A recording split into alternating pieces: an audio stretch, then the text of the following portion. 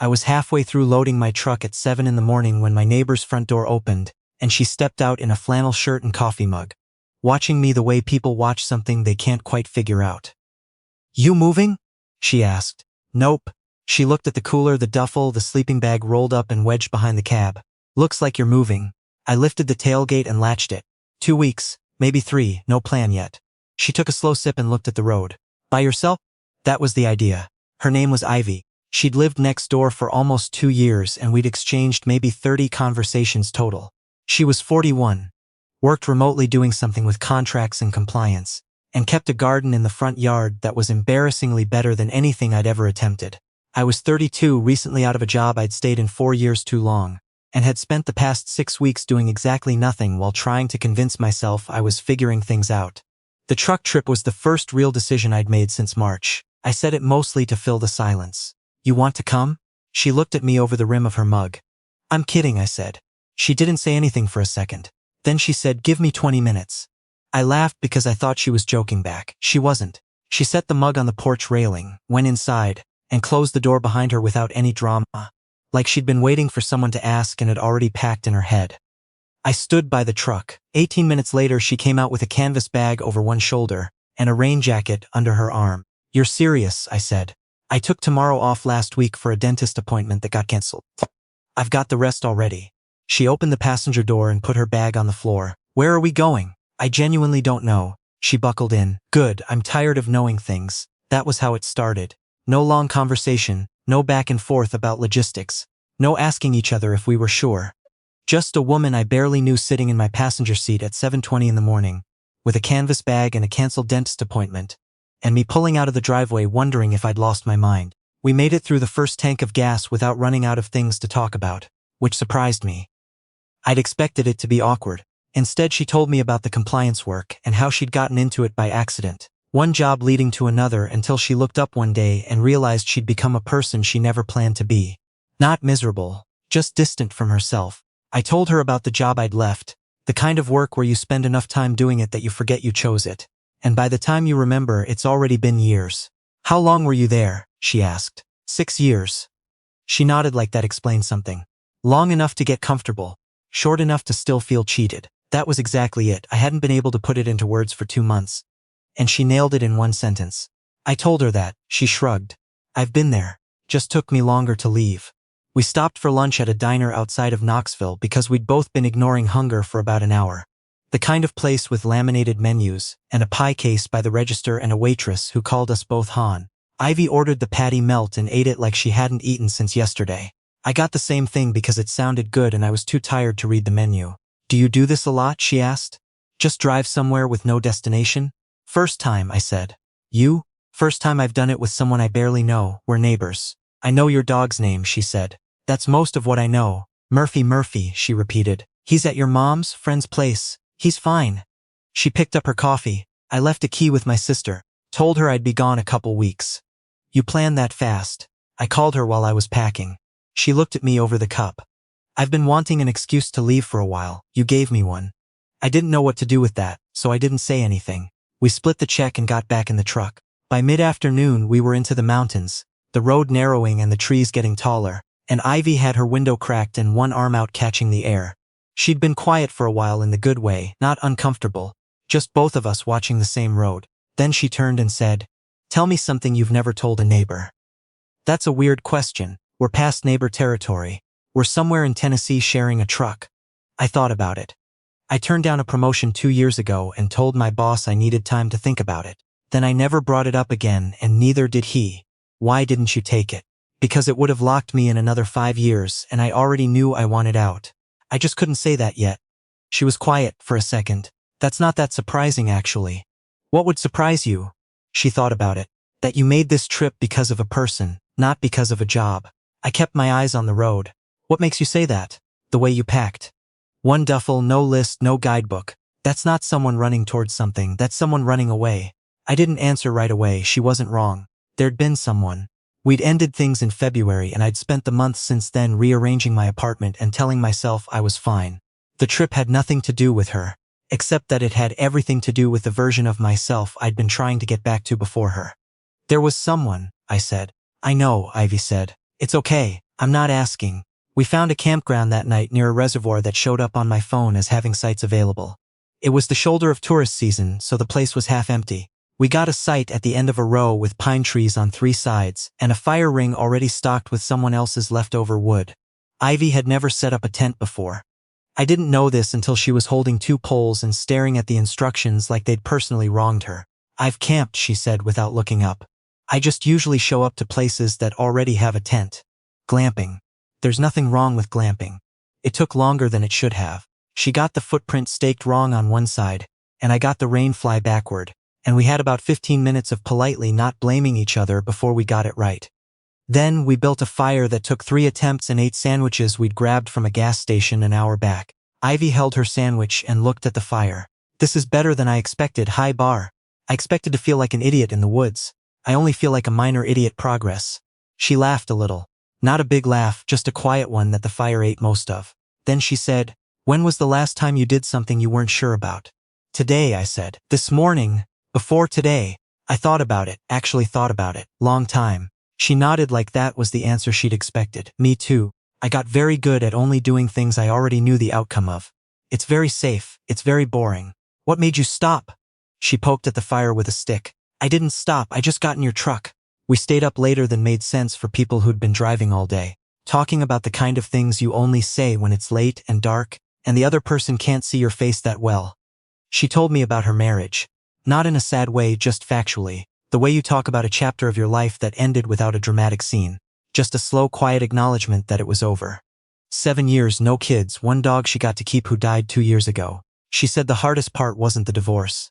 It was the year after, when nothing terrible was happening but nothing felt real either. "Like watching your own life through a window," she said. "Yeah. You know that feeling?" "Not the same way," I said. "But close enough." She looked at the fire. "I planted that garden because I needed something that would die if I ignored it. Something that needed me to show up." I thought about that for a long time after she said it.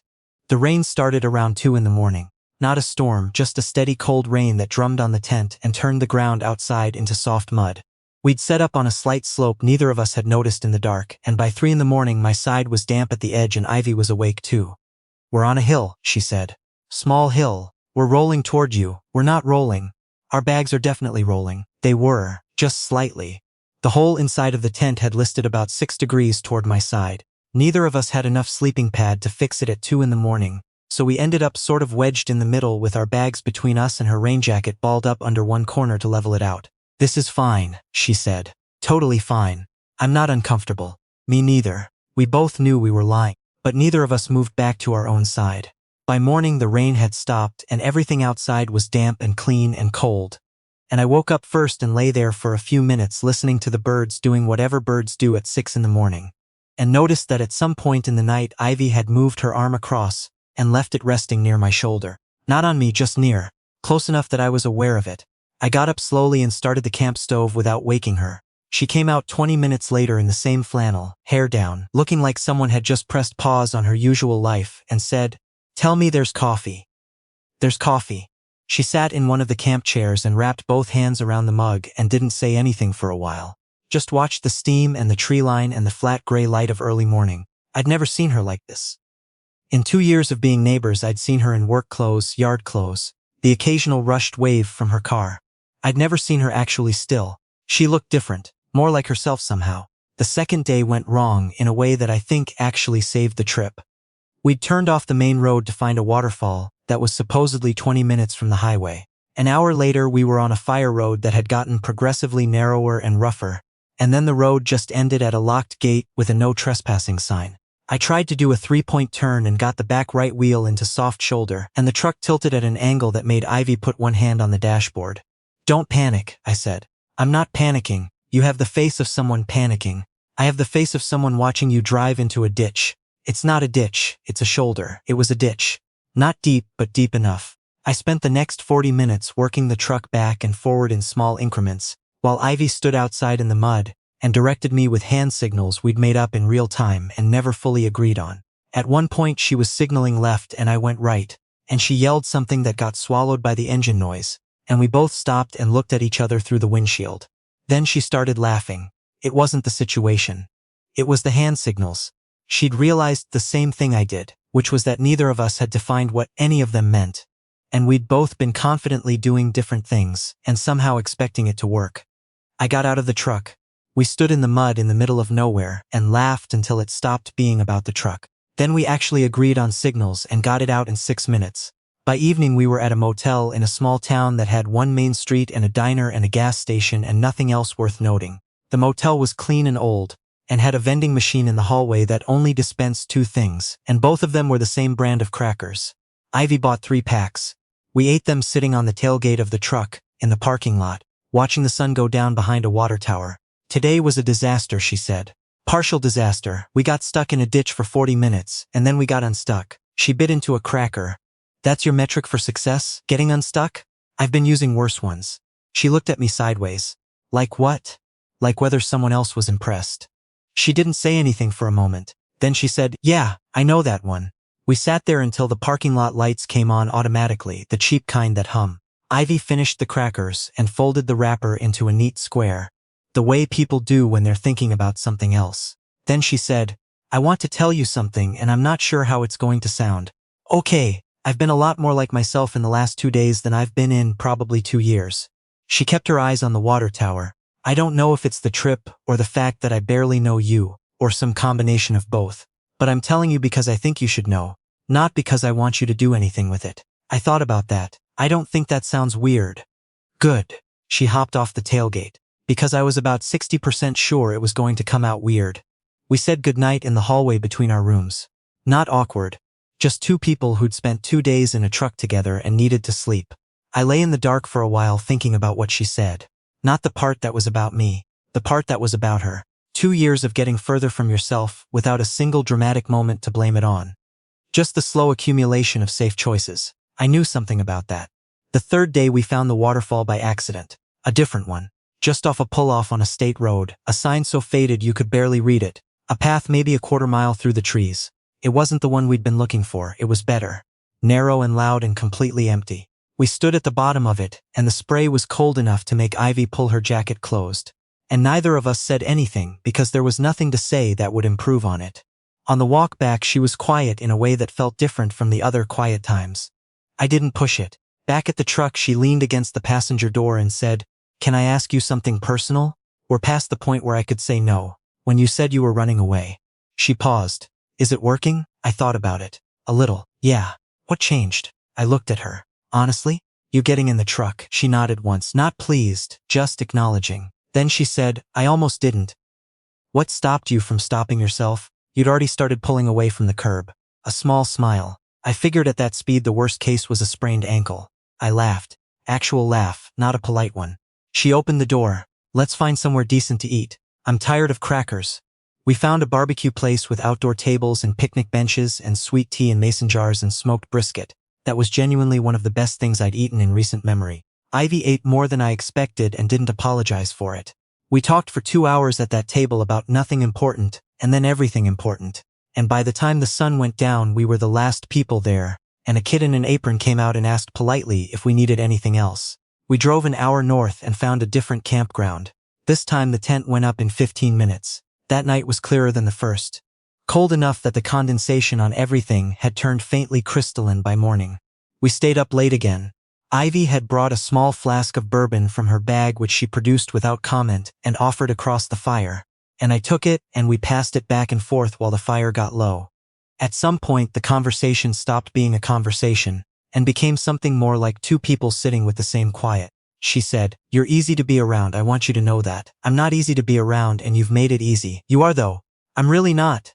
Ask my ex-husband. I'm not asking your ex-husband. She smiled at the fire. No, don't. There was a pause that felt loaded in a way that neither of us addressed directly.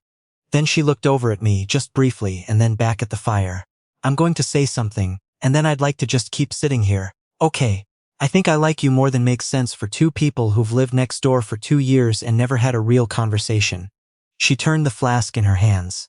That's it. That's the thing I wanted to say. I looked at the fire for a while. Then I said, I keep thinking about the garden. She turned toward me slightly. You said you planted it because it would die if you didn't show up.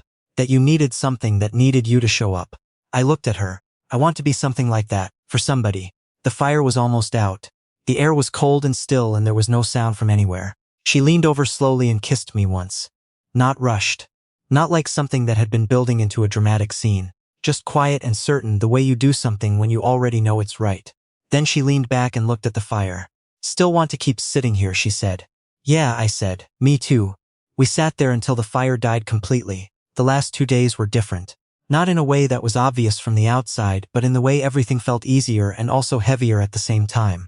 We stopped at a state park and did a short trail. We ate bad highway Chinese food in a parking lot and agreed it was fine and ate all of it. She navigated and I drove, and at some point we stopped giving each destination a name and just called it the next place. Somewhere in Kentucky, she said. What happens when we get home? I kept my eyes on the road. What do you want to happen? I asked first. I want to get coffee sometime. Not just wave from the driveway. We could do that. I'd like to know you past this. She looked out her window. That's scarier than getting in your truck. I know I'm going to want to overthink it. I know that too. She was quiet for a mile. Then she said, don't let me. I won't. We hit traffic outside of Cincinnati, the kind that turns a 40-minute stretch into an hour and 45 for no reason you ever figure out. The truck idled and we crept forward. And Ivy put her feet on the dashboard, which I'd noticed was her default position when she was comfortable. And she told me about the apartment she lived in before the house. The one she'd gotten after the divorce. A second-floor place near a park where she'd spent the first year being very busy doing nothing important. I took up running, she said. For like 4 months. I don't like running. Why'd you stop? Because I realized I was just trying to tire myself out so I wouldn't think at night. I looked at the line of cars ahead. Did it work? For a while. She dropped her feet back to the floor. Then I bought the house. Started the garden. And I got a little better.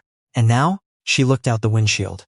And now I'm in your truck somewhere in Ohio wondering why I waited 2 years to actually talk to you. I didn't have an answer for that. Neither of us did. But that was okay. Not every question at the end of a trip needs an answer. Some of them just need to be said out loud, acknowledged between two people who are both a little stunned they ended up here.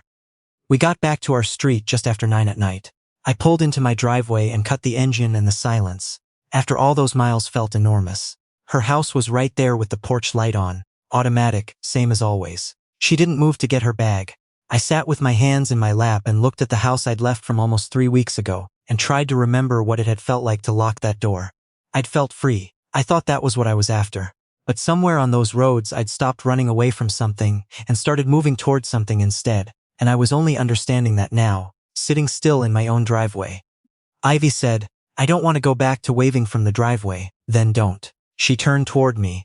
It's not that simple. I know. But it also isn't not simple. I looked at her. We already know we can be stuck in a ditch together for 40 minutes and come out laughing. That's more than most people start with. She held my gaze for a moment. Something in her face moved. Not a dramatic shift, just a small giving way, like a door that had been stuck finally unsticking. She reached back and grabbed her canvas bag off the back seat. But instead of opening her door, she set it between us on the center console and left her hand on it.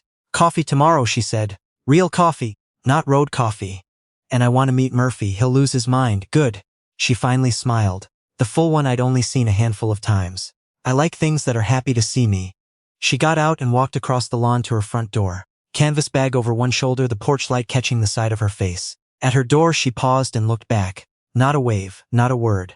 Just a look that meant she'd already decided to show up, so had I.